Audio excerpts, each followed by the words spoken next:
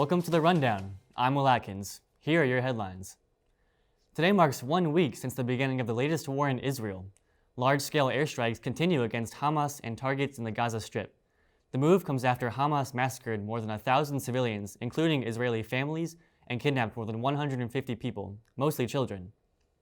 Meanwhile, the Palestinian death toll is estimated at more than 1,400 after the airstrikes. Closer to home, Notre Dame has halted its study abroad program in Israel and moved its students to other international locations out of harm's way, while separate South Bend groups for Israel and Palestine have held gatherings in support of their causes. Municipal Election Day is November 7th.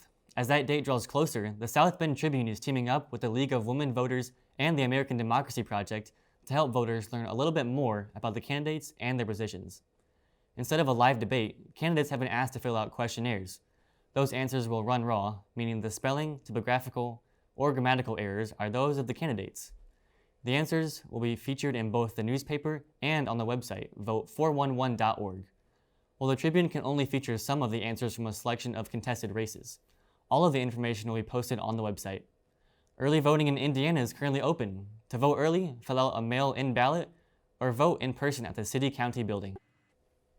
It might not seem like it around here, but monarch butterflies are on the endangered species list. Most of the butterflies live only 2 to 5 weeks, but each fall, a special group of monarchs migrate thousands of miles to the south. These guys live 6 to 9 months and lay enough eggs for their offspring to return throughout the U.S. year after year. Every year, they converge in California before moving south for the winter. This year, the gathering is only 1% of what it was 40 years ago.